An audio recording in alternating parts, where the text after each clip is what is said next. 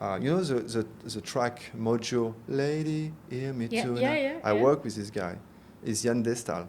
And this guy, actually, recently I talked to him, and he was a big hit, right? So I created a duo with a guy called Arnaud in France, and eventually get bigger and bigger. We were signed by Kitsune. Kitsune, it's a big label in Europe, Yeah. and we were remixing Kylie Minogue. Wow. We met Daft Punk. We all during 2 or 3 years we had like a moment of I wouldn't say we were extremely known, but on the underground we were well known. It was not where he was supposed to be. There was something off, right? Yeah, Because yeah. it was too much of this, too much of that, too much of ego, too much of alcohol, too much of Yes. pleasure sometimes. That was, and deep inside people were not that happy.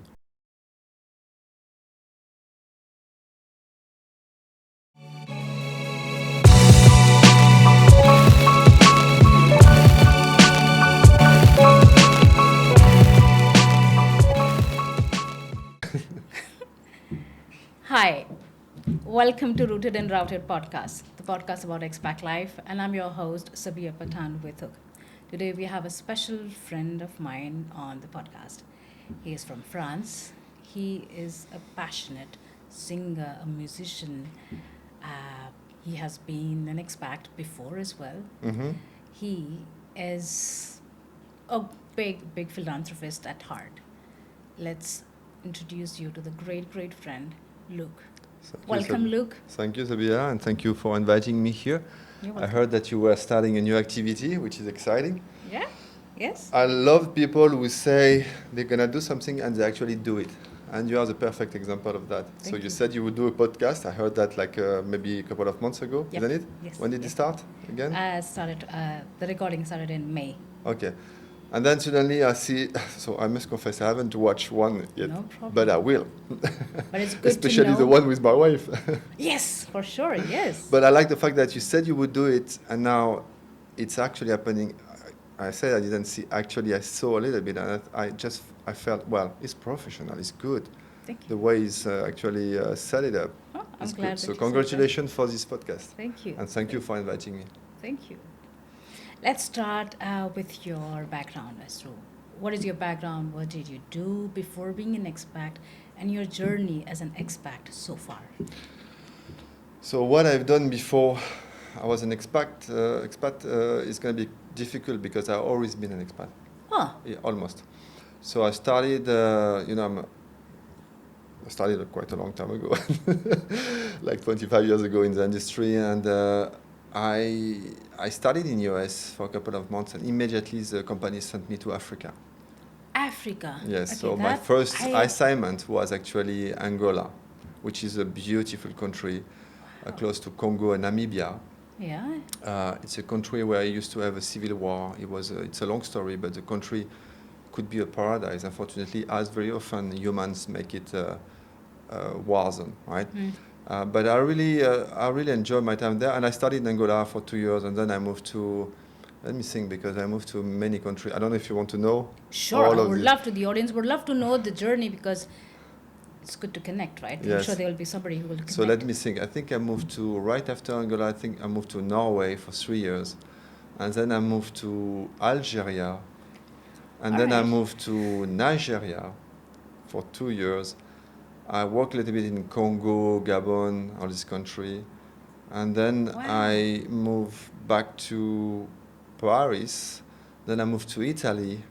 And then I moved to US. And then I moved to India. That was a journey. That is a long journey, though. Yes. So I've seen quite a lot. Right? Cultures, huh? different culture. Culture, amazing. Different culture. Very different. Very different. And I think, during all this stage, I didn't told myself, well, this is a different culture. Let's try to understand how it works. But the memory takes picture when you live intensively, right? When you have a lot of joys and patience. Memory takes pictures like a camera, and later on you have this picture coming back, and then it's like a gift. You see, along the way, the people you met and the feeling you got and what you have learned. You're not necessarily learning as you travel. You may learn later, right? It's a beautiful way, the way you explain the Yes. journey, right? Yes. Because a lot of people have difficulty in adjusting that or understanding the different cultures. They get a chance, they get the opportunity, and then they don't really fully embrace it. Mm. But it's good that you did that. Yeah. Also, what I've seen, maybe because I didn't prepare anything for this podcast, so I'm thinking as I talk, right? Yep. Which is more spontaneous.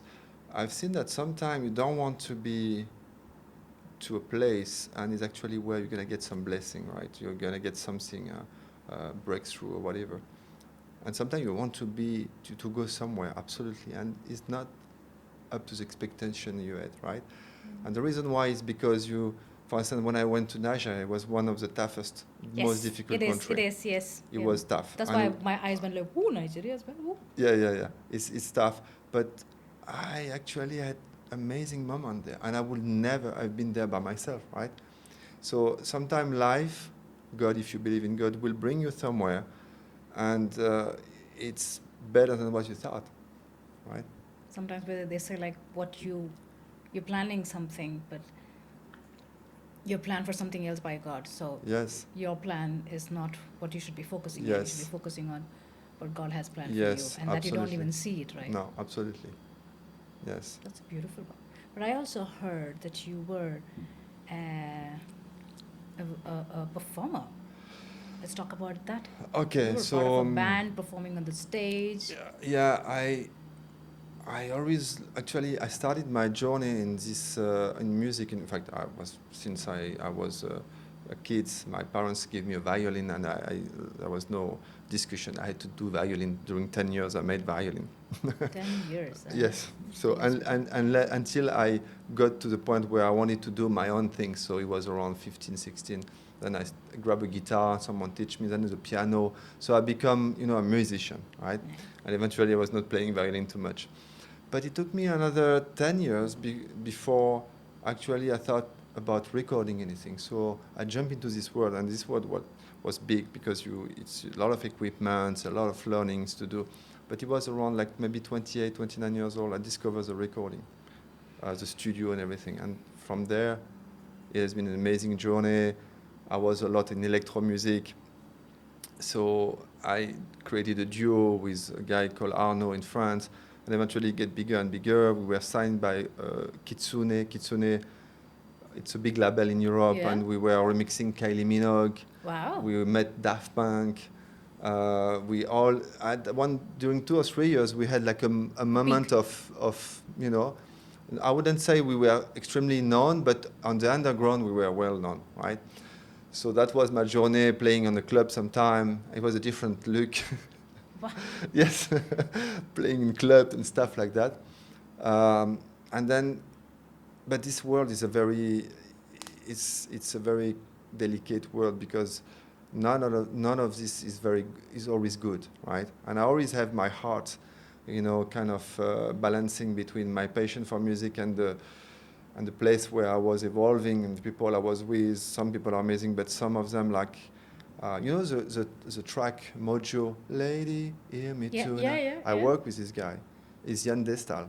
And this guy, actually, recently I talked to him, and he was a big hit, right? When they the released. song is still a yes, hit. Yes. If you still play It's it. called Lady from Modjo. Yeah. And he told me that he was struggling a lot. Okay, of course, he was at a different level than where we were, Yeah. right? But still, we were working together on the track that was released.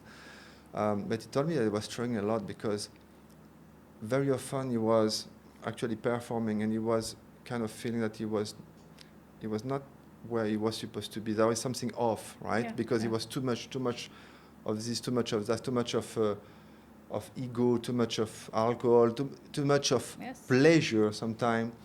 That was, and deep inside people were not that happy, right? There was something missing. And this, because he was so off, he left. This guy doesn't produce anymore like he used to be, right? Just to give you an example. But Wow. yeah, that was a journey. So eventually we had a peak, and then he went down, and then I met My wife, we have 2 kids, and Yes, I'm beautiful kids. yes, thank you. And then this is where we are now. I do music sometime, and I want to. I know. You also played on my birthday Yes, yes, and many other birthday parties you've yes, played. And I think that is one thing that makes you quite special because with music you bring communities together. yes, You've done that for the expat community. You've also done this around local communities, right? yes.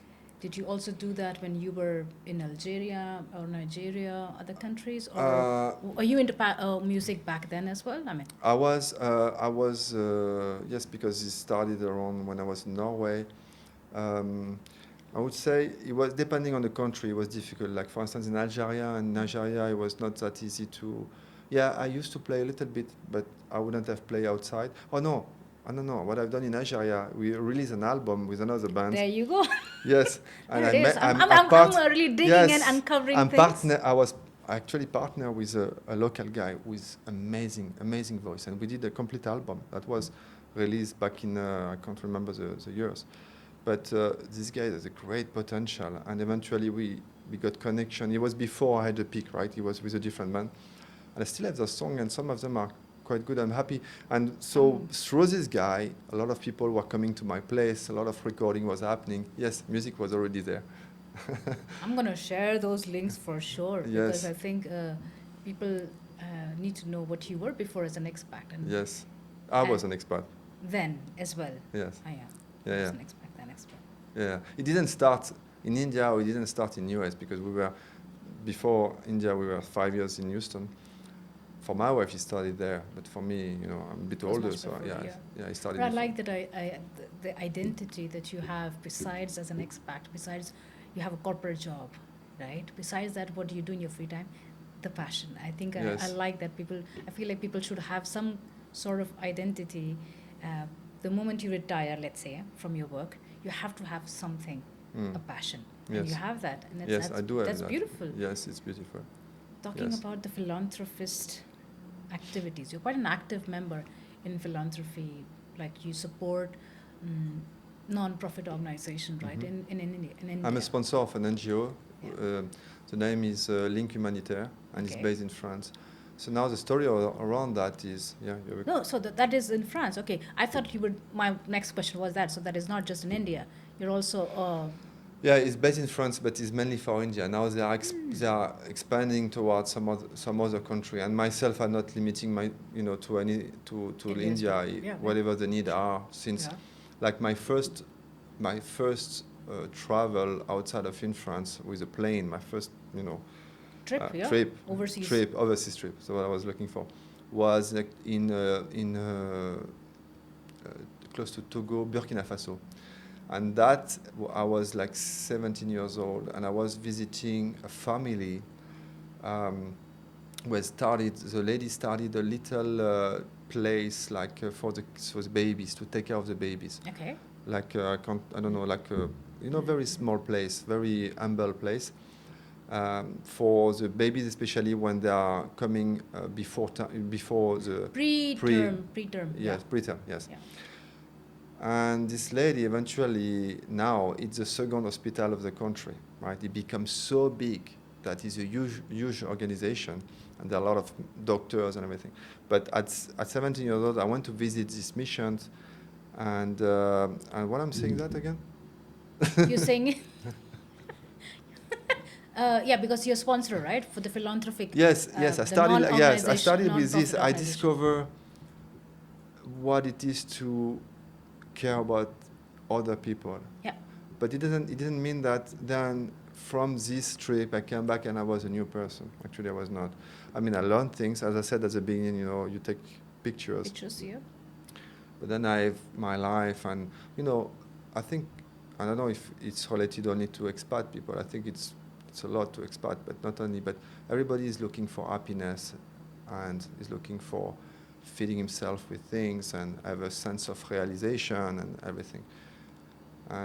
But there is a pivot in life, and it can come very early if you have a lot of wisdom, which was not my case. It came later on. A pivot where you realize that, well, in 50 years from now, let's say in 60 years from now, I'm going to be gone. say 60 to 80 years, right? Yeah. I'm going to be gone. Yeah. Guess what? My kids might be gone, say 100 years. They will be gone, I will be gone, and nobody will remember us, because this is what exactly is happening. Like my grandfather, I don't even know his first name, right? I know my grandparents, but I don't know much. Even if I knew her first name, I wouldn't know much about them, right? Yeah. So all the things that we are doing, you know, especially when you're an expat, you are living a beautiful life. We are blessed, and we are Sure. a privilege compared to a lot of Yes. people in their country, like in my country. We are feeding something, but kind of, you know, we forgot that it's not only about us, right? It's not only about us, because if you center your life to yourself, to your needs and happiness, and you look and it's never enough, and you look and you run, then you're missing something. And that pivot came to my life, I think, when I was in US, and when I came here, I was a sponsor of this NGO, and the guy who has created this is Samuel Barbuy. He's a French guy, but actually was born in India, abandoned in an orphanage to few days. Okay. In Alamapuram, in the south east of India. Okay. And around 11 years old, a family, couple came to India from France and decided, visit this orphanage and decided to adopt him. And it was a long battle because it's difficult, but eventually they did that. Yeah. And then he grew up in France, and at one point he wanted to give back, what he got, because he was coming from a difficult place, right? Yeah. And then we become friends, and he asked me to be sponsor. That's how I've been enrolled, because see, a lot of people, and I was part of them, you have good intention. Yes. But intention doesn't necessarily turn to action, right? So we need action eventually. So then I get to know the different orphanages around, especially one called Bori, and we get closer and closer. We were able to raise some funds over the last couple of years, and we get closer. And initially you are happy to do something, and then you get to know the kids, and you become a little bit like a family. Yeah. So that is an amazing experience. I had the opportunity to also join one time the visit to that orphanage. I was there. It was beautiful how the kids really look up to you. They really are waiting. Yes, for us to. You. Yeah. Yes. And thank you for coming, by the way. Not everybody is coming. I know, but it was really also eye-opening, because I've never been to an orphanage, honestly. We always think, it must be hard. It's a hard life. And what can I do, or how much can I do, and to what extent I can help somebody. You don't know that. And it was a good opportunity that I was there. They were very happy, and beautiful kids as well. And how you made them sing. They've become a singer. Yeah, they all sing. They're all happy. I feel these kids never miss an opportunity to be happy. Yeah. It's not like us when sometimes we need so much to be satisfied. But they are satisfied with very little, and it's a good lesson for us. Yeah. And recently we decided, I made a promise to these kids to bring them to the sea. Right? Yes, I heard that. Because majority of them never been there. Yeah. So when you think about it, it's like I'm trying to teach my kid about that, because they are always asking. It's hard to really indeed tell them that, it's very complicated. What is valuable, right, in your life? Yes. And where does your happiness come from?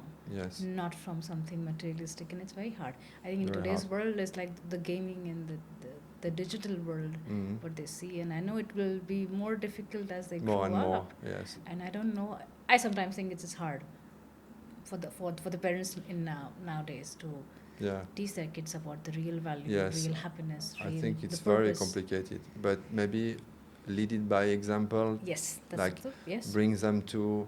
So when I told these kids we would bring you to the sea, and it was such a moment of joy when they heard that.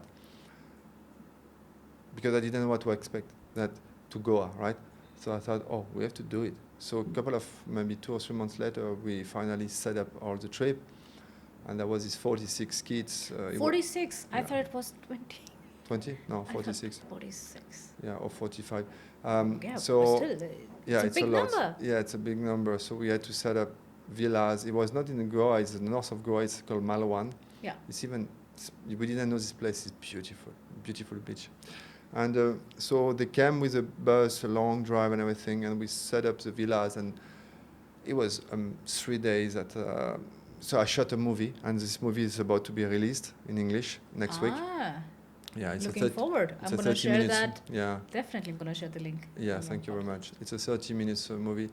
The French version already exists. It was shot in France last month. There was 300 people on an event looking at it, and we were trying to actually just talk about it because people don't know, right? Exactly. So the podcast is also about the same thing, right? Yes. I want to show what expat life is about. People don't know about it much. Yes. And there are quite some challenges. There are always good things, privileged life, a good life that we live. But there are quite some challenges, and nobody knows about that. So the same thing as well. What you can do, what you're doing with the video is really showing the life. I like that. I like that because I didn't mean that we should not have entertainment my wife and my family, we love traveling, and India has a lot to offer, for instance. But it means that if you keep your eyes open, there might be more to do than just that, right? Yeah. And it will fulfill you more than what you thought would be enough. The rest, I'm going away quite a lot from parties and everything because it's not that I don't want to spend time with people, but I want to manage my time carefully now, right? Yeah. And my energy. So as you get older and not older, not old. No, sorry, wrong word. Edit that part. No, it's good. Keep it. I love it. As you get wiser. Oh, that's beautiful. But I have gray hair, so you have to keep it. Okay. Gray hair cannot. If only I had not gray hair, then we could. But we can't, right? I know, it's a pity. But as you get wiser, yes, indeed, you start to make the choices differently.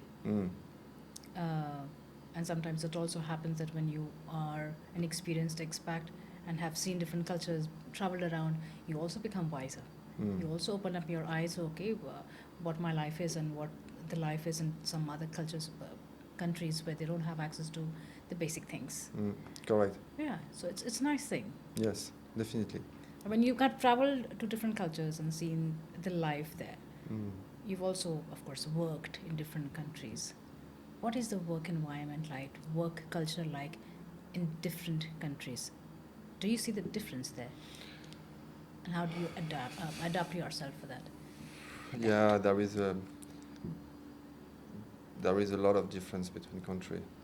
And that is interesting because, for instance, the company I'm working with, or for, is a multinational with more than 100 nationalities, right? Working in 130 countries or something like that. And it's a kind of a laboratory for me to observe. And what I've seen is this, and then I answer your question because I'm going through another path. Sure. Is because we are, the company has a strong ethic and a lot of trainings, and they want to make sure that everybody has the same chance and equality, and no matter the gender or the color and everything. I see how much people can perform, and all your preconceived ideas goes away. So I don't see much difference. I see performance everywhere. I see Indian guys much smarter than me or another guy, but I bring something else, right? Sure. So I see and that's beautiful because we removed. The interesting part is we removed not the culture of the people. We have removed inside the company, I would say, what is not so good in some of each of the culture. Not not the best, but the bad things of the culture. You may ask why. What? Well, I could give you some example, but what matters is at the end of the day, we are different people, different color, different culture, say. But the best of us is working together, right? Right. So I love when people talk about his country and what he eats, and what are the tradition and so on, because overall there is respect. Now, this is not what we live in a normal life, right? Yeah. And so that when you travel, you see thing that may shock you, right? Eventually, like in Africa, I've seen that shocked me, right? Like, I remember that life is like very cheap in Nigeria, for instance, very cheap. That's kind of a culture shock, right? Which you have like in every country, I guess. Yes, A culture everybody, shock. and you could be shocked in front by something else, right? Yeah. But in Nigeria, someone was, he died, and he was on the roads, Oh my. right? I don't know if you can say that. I know. Yeah, sure. I'm just like, I'm picturing it and I'm like, oh my God. Oh, okay. But everybody was driving on it Oh my God. because nobody would touch it. This is cultural things, right? Oh my God. Okay. So it's I didn't different know that. from country to country. I'll just give you a strong example, right? That's a very strong image now that has left in my head. Eventually it disappeared. Yeah. But that's the local culture.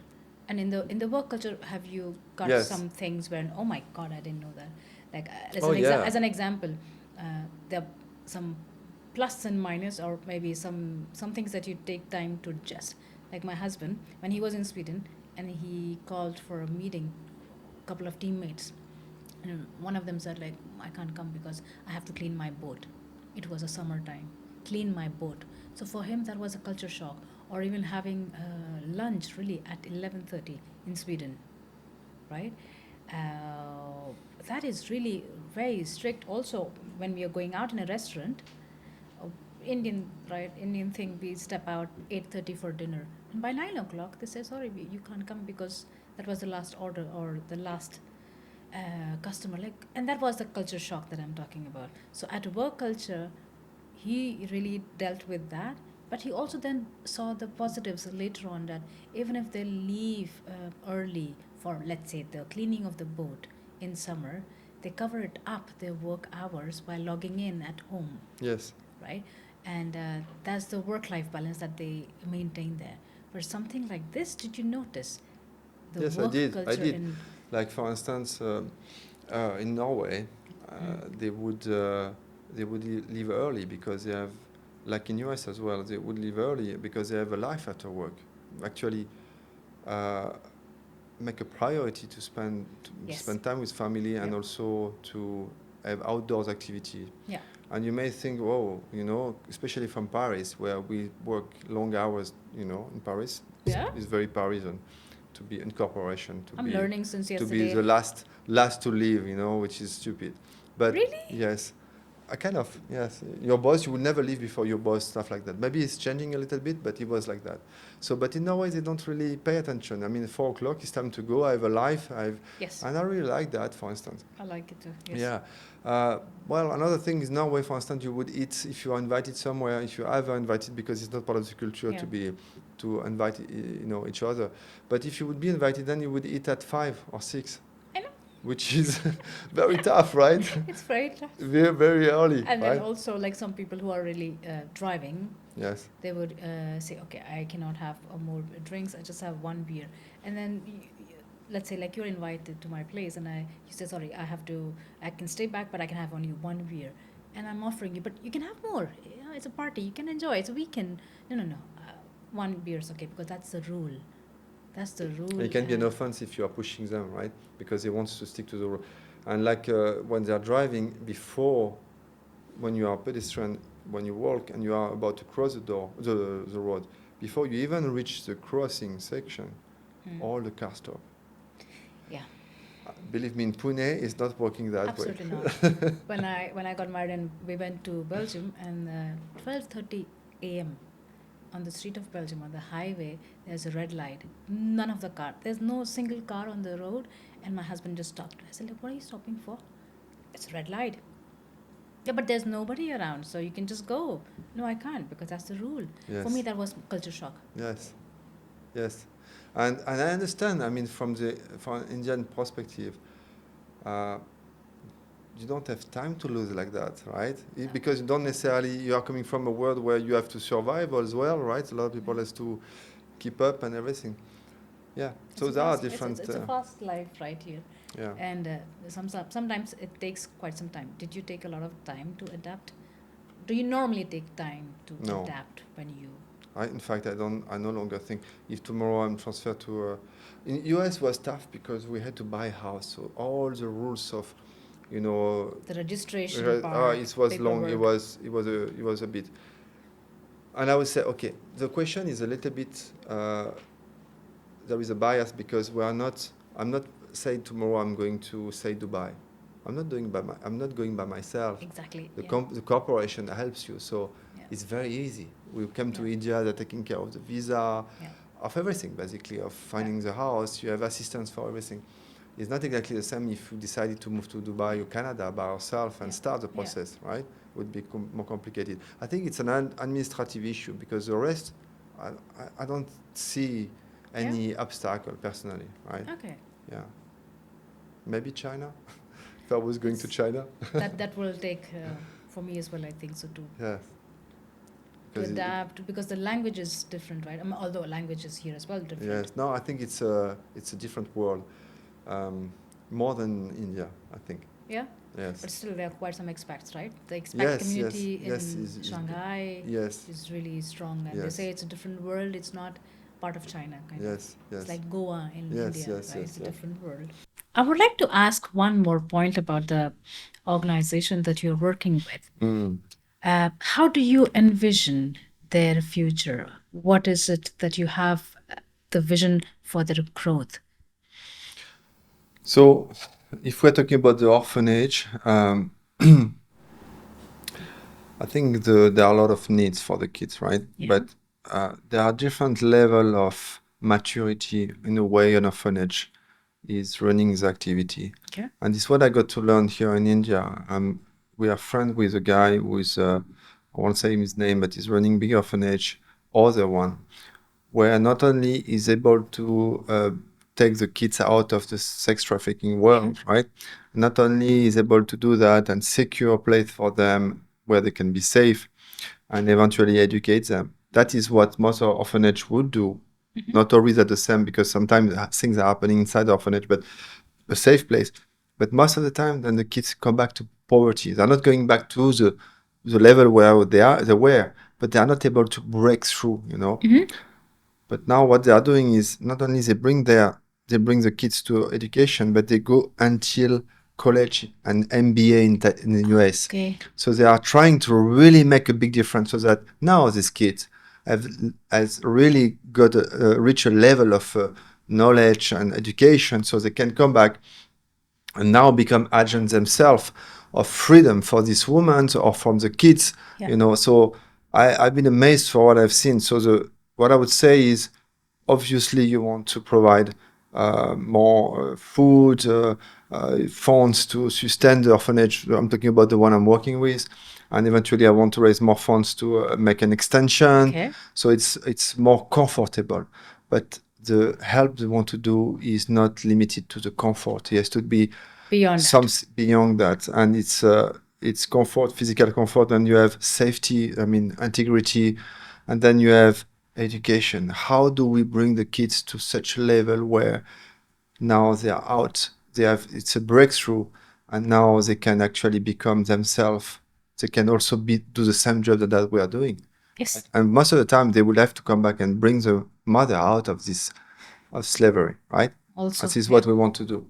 So for that, it requires funds, but it requires also knowledge. It requires to work with people who has been highly educated. So that's another thing. In orphanage, sometimes you have volunteer, and people are like my true hero in Bori Village is three person who gave them their time and life, and it's amazing. It's a 24/7 basically. They stay with them in the orphanage. Yeah, they stay with the kids and they dedicated their life, and they are young, and for me it's a true hero. But beside that, we need also to bring such educated people, right,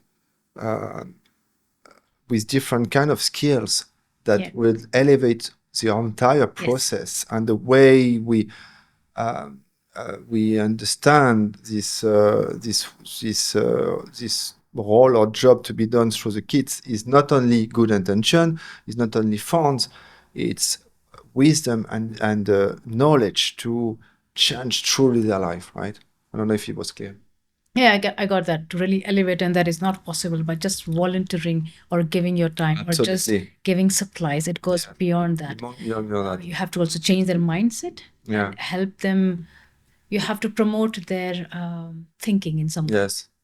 Yes. And for that, supplies is just the basic needs. You need beyond the basic. Exactly. And sometimes, for instance, you need someone who has been certified in traumatic experience, in mental health. Yeah. Some are about healthy food, some about education, but for specific things.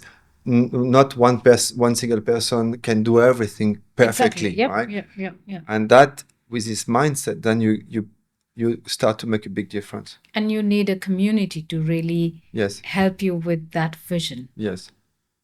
How do you think the expats or the locals as well can work together for this? No, yes, they could, but obviously, expats by nature won't stay too long, right? I think what they can do is to make themselves okay. They can help somewhere, so you need to make sure you work with the right organization, Right. that is safe, that is really has a plan and everything I just talked about. Then an expat, what you can do is you help with your funds. First of all, you can help with your time. If you have a specific skills, then come on. maybe sports, maybe you are a soccer specialist and you can spend time with the kids and elevate them in this area.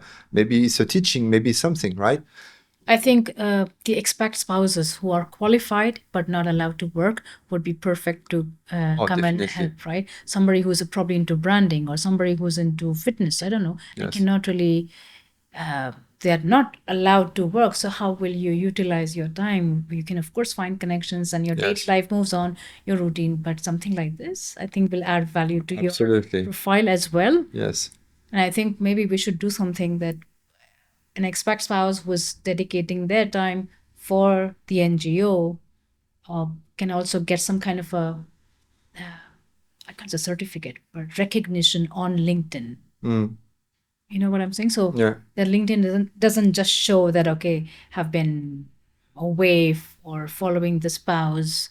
Of course. You need to add value by saying, hey, so that can make a big difference, right? And that's a win for the expat spouse and also for the NGO, and I think overall, and for the everybody, kids, right? For the kids as well.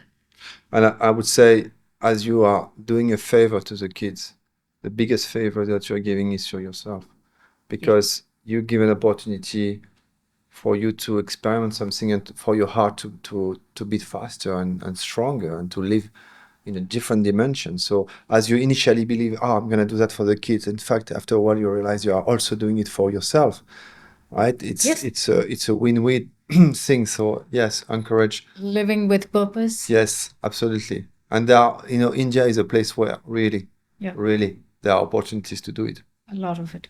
Yes. That was a good point that we covered. Yes. Thank you so much for covering that.